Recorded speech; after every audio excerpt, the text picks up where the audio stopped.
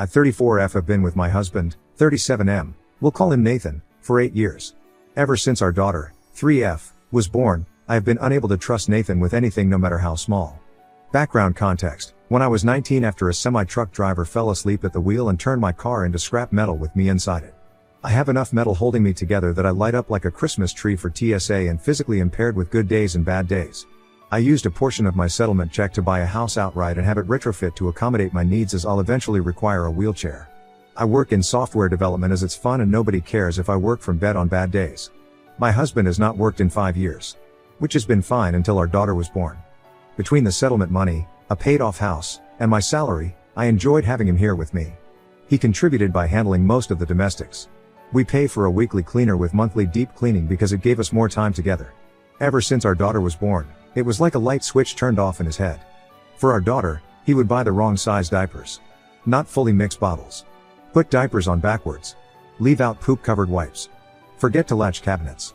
This past week, he has gone to the store 3 times because he keeps coming home with the wrong size socks and shoes for her. I eventually just ordered the right ones on Amazon. For me, he has tried to help me with my weekly pill organizer fill up and several times has spilled the contents of new medications all over the floor. Then, not seeing that he didn't get all of them off the floor, he has repeatedly brought me grapefruit juice to take my medications with, a huge no. He has repeatedly forgotten that I can't have dairy and puts milk in my coffee. Or cheese on a burger. He has broken so many things of mine from being careless. He shattered my laptop because it slipped out of his hand when he tried to pack it for a trip. Even after I said I would pack my own electronics. We've lost so many spoons and forks to the disposal. He tried to replace the head gasket in my car and over-torqued the engine bolt, which shattered inside the block, and 2 different shops said they couldn't repair it. We ended up getting a new vehicle because a replacement engine would have cost $11,000. A week later, he crashed the new car into the garage door because he thought he'd press the brakes, not accelerator. He wanted to do TikToks and streaming as a hobby. I supported him initially. But I quickly noticed a pattern. Anything regarding our daughter or me, he was sloppy and careless. He never whooped his own stuff. He would build entire sets to stream or make videos with, leave the garage, and leave his brain in the garage. It came to a head 4 nights ago. He streamed himself building a new set piece. 9 hours straight. Meanwhile I worked, clocked out early to pick up our daughter from summer camp, cooked and fed both of us, got her ready for bed. He came out to help put her to bed. I let him know that I needed to get some work done and would be in my office. And I asked him to take the trash out. He says he will. 2 hours later, I left my office and the house felt really warm. He'd taken the trash out, but left our front door partially open. And was back in the garage with his game volume really loud. I panicked since our daughter is able to get out of bed and thankfully she was sound asleep. But she could have easily toddled right out of the house and he wouldn't have noticed. Then I noticed a stove top burner was on. With a small pot on it with nothing inside. I didn't use the stove for cooking that night. I popped my head into the garage and said, "Hey, I need you for a minute." I informed him of the door situation and he responds, "I thought I locked it." We checked the camera and no, he did not. I asked about the burner being on and he said he was planning to make ramen and forgot. He pulled the still hot pot off the burner and put it straight into the sink on top of our daughter's favorite plastic plate. Which is now ruined. I'll admit I overreacted and screamed, "What are you doing?" He realized what he'd done and pulls the pot off our daughter's plate. And straight onto the countertop. I grab it quickly and run it under water to cool it down. I tell him I can't tonight. I can't deal with him. I'm taking my meds and going to sleep. He gets a cup from the cupboard, and sets it straight onto the burner that had been on. I hit my limit. I started crying. He kept saying that it was fine, things happen, it's just an accident, he's had a rough day from streaming, he's just tired. Why am I crying? It's just a cup. We can replace it. The anger hit and I said it's because I have a liability and not a partner. He said, "What the fuck does that mean?" I screamed that it's because I can't trust him to do anything. That I'm always having to watch him like a child. Always having to bear the costs of his mistakes. That every time I get careless and think I can trust him to be an adult, I'm always the one getting fucked over. I then said, "I can't see you as a partner anymore. You're just another liability in my checkbook." He immediately stormed out of the kitchen and went to bed. I called my mom and told her what happened. She thinks it's just stress and offered to take our daughter for a week so we could figure this out without our daughter seeing it. She says it was an asshole thing to call my husband a liability. In the morning, I told my husband that my mom would pick up our daughter from summer camp and offered to watch her for a week. He said okay, and that's the only interaction we've had since. He spends all day in the garage playing games with his friends, making TikToks, and streaming. For food, he's been ordering DoorDash and having the person deliver it in the garage. It's been days and he refuses to be in the same room as me. I've tried messaging him to ask if we can talk. Or figure out a solution. But he's just left me on read. If I pop into the garage, he ignores me but apologizes to his friends or viewers for the interruption and geek unmute his mic when the noise stops. Before the blow up, I've asked if there was something going on. I've tried to gently respond every time he screwed up so our daughter didn't associate mistake to anger. I asked him to schedule with a doctor to see if something was going wrong medically. He always said I was overreacting, people make mistakes, and didn't see an issue, even when the same mistakes kept happening. When I tried to get him to understand that it was concerning just how expensive his mistakes were getting, he'd wave it off as it's not like we can't afford it. I love him dearly, I just miss the person he was before we had a child. The one I could trust and rely on. Did I screw this up forever? Was I being too harsh on his mistakes? Am I missing something? Am I the asshole? Comments. Oop on if her husband is using her money. Oop, downvoted. We do have a shared account for household expenses and bills but he is using his own money as far as I can see. When he became a stay-at-home husband, I didn't want him to ever feel like he was financially trapped or abused. Also, the thought of my husband having to ask for money, permission, to buy things for himself or not being able to buy gifts discreetly felt ick to me. My paychecks get split between the expenses account, $300 each deposited into separate accounts the other can't see, and the rest to savings. To me, it's his money to save or spend how he wants. I read through all the responses and have removed the allocation to his account. I also removed his name as an authorized user on the bills/expenses account. Before our daughter was born, this did seem the fairest because he was managing the household tasks and maintenance. But I understand everyone's frustration at me since the arrangement is no longer fair or equitable. I can't cancel his card because my name isn't on that account at all, but I have put a stop to this Fridays and all future deposits. Oop on if her husband contributed to anything before their daughter's birth and afterwards. Oop, before our daughter was born, he was contributing and I valued him for it. He cooked most our meals, did the daily cleaning chores like dishes, wiping counters, cat litter scooping. We did bi-weekly grocery trips and bulk store runs together, but one-offs during the week he would handle. He also helped me hit the ground running with scrambled eggs and coffee in bed so I could take my heart medication. I never had to run the laundry or consider taking the heavier pain meds to get through folding and hanging everything. He still mostly does these, minus breakfast. Dishes sometimes sit overnight due to his streaming, but I also attribute it to our toddler wanting each part of her meal in a different small bowl and our dishwasher can only fit so many of the IKEA kids' bowls. He does do the daily things like dishes, scooping cat litter, wiping counters, getting trash out, cleaning random messes that occur, etc. plus laundry, yard work. We pay for a weekly cleaner so we don't run into the issue of deferred cleaning, where neglecting the house for a few days, illness, doctor visits, family visiting, local outings, etc. doesn't ever turn into a there's too much to catch up on where do I start freeze. I've always struggled with that in the past. And the monthly deep cleaner because it's honestly just really nice having a professional come in. Our monthly deep cleaner is also a professional organizer which has been a tremendous help with the transition from infant to toddler organization of clothing and toys. Oop on her husband's qualities. Oop, he's incredibly creative and we used to have so much fun working on projects together. He's a modern day MacGyver. Give him a roll of duct tape, 2 pennies, some foam, cardboard and paint and he can build beautiful set pieces that could be mistaken for props on Broadway. He learned how to make a mini forge from a flower pot and a makeshift lathe. He practiced until he made the ring he proposed with. Complete with my favorite gemstone. Blue opal. His smile is infectious and he tells the best of horrible puns and jokes. He took cooking classes to learn how to make my favorite dishes and made his own note card recipe book. He doesn't hesitate to belt out everything from Aqua to Backstreet Boys, Broadway show tunes, Nightwish, and everything in between. Off key but as if the rest of the world isn't there. Play a Michael Jackson song and he's on the dance floor by the end of the first note. When I gave birth to our daughter, I didn't have hospital food as my first meal. He'd worked out an arrangement with the owner of my favorite restaurant. No matter what time of day or night, as soon as I went into labor, he would message the restaurant owner who would prepare my usual faves and personally deliver the meal to the hospital. I had no idea until it arrived and the smell hit my nose. I cried so many happy tears into my food. I love frogs. He used to take a photo of every frog he'd find in our yard.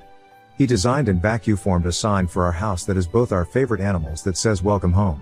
If he was out, he'd send me photos of, or come home with, cute frog-themed things. On my bad pain days where I mostly rot in bed, he would bring me meals. On a wooden tray he made. It converts from a carry tray to a bed tray. He got the idea from hospital food trays. He helps me get my socks and shoes on when I just can't quite do it myself. He learned how to do a few styles of updos and how to curl and flatten hair to help me feel pretty. On days where I hate the broken body I have, he'll put my hair up and it brightens my day. That's the person I fell in love with. And so deeply miss. Some days he's that person. But more frequently now, Hess not. Update, sorry for not being so responsive. Thank you to everyone who gave feedback and suggestions and all of the messages. It's been a week. Before I get into the update, going to answer some repeated questions. Skip ahead 8 paragraphs for the actual update. 1. Why does my husband not work? He can easily find employment, but we both agreed that the pay was never worth the toxic environment of his field unless he wanted to start his own business, which he did not. He worked in home repair and renovation. It was gross how his coworkers spoke of and treated women, female customers and coworkers alike. He saw many female coworkers be sexually harassed into quitting. He hated how gross it made him feel when sales and adjusters would take advantage of women. Yes, selling inferior and unnecessary services at a premium is a thing. If he said anything, his hours would get cut until he left. He left one job on the first day because his boss left a screaming voicemail for not selling a refrigerant service to a young black couple who didn't even need refrigerant. Yes, he's got documentation and reported multiple employers to the state labor board. And check back. Nothing was ever done to our knowledge. He's also tried a factory job and a warehouse since leaving the trades. Both heavily penalized him for needing scheduled time off for my medical needs. There's no worker protection here for any of that until FMLA, unpaid, which takes a year to be eligible for. Yes. It is a privilege to walk away from a paying job with your middle fingers held high. I have done the same many times, but I'm happy where I'm at right now because it's the opposite of toxic. I'm thriving and our company has a no penalty, unlimited paid sick/medical leave policy that is strictly enforced at all levels of management. Any lead who penalizes people for taking leave gets sacked. A unicorn of a company. Add in a child and short of finding another unicorn employer who won't penalize him for needing time off for me or our daughter, such as when daycare closed for a week due to an RSV outbreak, puts him out of the workforce until either I stop working or our child old enough to not need consistent monitoring. Last reason for this dynamic is that although I'm disabled, my job pays almost double the highest salary he's ever had. With no reduction in pay for needing time off. It doesn't make financial sense for us to switch who the working partner is. 2. Does my husband have a large following or make money from streaming/TikTok? No. His lives have an average of 6 viewers. And his Twitch has 3 followers. When we did our taxes, he didn't get a $1,099 and he showed me that he'd got all of $6 from TikTok live gifts. Nothing from Twitch. His viewer counts are about the same as end of last year. 3. Why do we still have a weekly housekeeper and have our daughter in summer camp and part-time daycare? I hate the dynamic of one spouse working a single job for 40 hours a week while the other juggles simultaneous domestic duties, child rearing, care, enrichment, socialization, and essentially being on call 24/7. I would not want those expectations of me and couldn't fathom putting all of it on someone I love and cherish. If my husband did all of the activities and field trips that daycare did, his evenings and weekends would be taken up by domestic duties that I would physically struggle with assisting. The weekly housekeeper helps prevent deferred cleaning paralysis, where small missed things pile up into unwieldy monster tasks and struggling with where to start. The monthly deep clean and organization has been a world of self-care as we navigated to having an infant and the transition from infant to toddler. Edited to add, our daughter started at the part-time daycare when she turned 3. Before then, my partner was the primary caretaker, which made the weekly housekeeping that much more helpful in not letting things fall to disarray. 4. The allowance thing. Yes. I wanted a dynamic where my husband had his own money even if he was not working a paying job. Maybe I've been on social media too long, but I've read so many stories of non-working spouses, albeit mostly women, being financially abused or unable to leave marriages because they did not have access to money they could save up in private. Should I have stopped it sooner when our dynamic became too unbalanced? Yes. I own that. 5. As for what happens if/when we divorce, the house and settlement balance is in a trust completely separated and as far as my lawyer can tell, out of his reach. Alimony would be up for a judge to decide. But between my documentation, that his licenses/certs aren't expired, plus my continual medical costs, there's a good chance of not being obligated. Hopefully that answers most or all of the background related questions. On to the update. Friday I finished work to the smell of food being cooked. My husband was plating dinner on the table when I left my office. He said he wanted to talk over dinner. And yes, I read the comments on Reddit. And no, I won't delete or change how I write about him just because I know he can see it. I don't know how to describe his reaction, but he said he'd spent the last day reflecting on just how bad could it be for so many medical diagnosis suggestions be given as reason and justification. He did say that he's not ADHD. His mom was addicted to opioids and Ritalin when he was a kid and she tried to get numerous doctors to have him diagnosed ADHD. She had him believing he was, so he also sought out 2 opinions once he was an adult. He didn't learn about her addiction until his mid-20s. He did seek therapy once he was aware that his mom was trying to use him for pills. He said he was willing to see a psychiatrist one more time, but he doesn't think he's ADHD or autistic at all. He does think he might be depressed though. If not depressed, he will ask about some of the other medical suggestions if it will ease my worry or rule out a major problem. He did sound genuine in this, but something he said is sticking with me. He said it jokingly and apologized as soon as he saw the hurt in my eyes. That everyone saying there's something wrong in his brain must be onto something, since he chose to love and marry someone medically fragile, knowing our life together would be anything but normal. He did also admit that the night he'd left the door open, the pot on, ruined our child's favorite dish, and a cup, he drank a little too much on his stream. And would monitor that more closely. He said the last few nights, he had been filling his wine bottle with grape juice so it looked like he was a jolly drinking Viking, but was actually sober. He said he would keep doing that. After dinner, we went out and he surprised me with seeing the new Deadpool movie. We didn't go to our normal theater because he looked up what each theater had for limited edition popcorn buckets. I now have the baby Deadpool one that holds popcorn and a drink. We spent the next day going over the extent of how our family dynamic changed for the worse. How the little things have added up. How I see change as a part of an apology. If you verbally apologize but repeatedly do the same thing, the apology words are worthless to me. And that he didn't recognize just how frequently he was making the same/similar oopsies. Sunday, we spent talking over short and long term.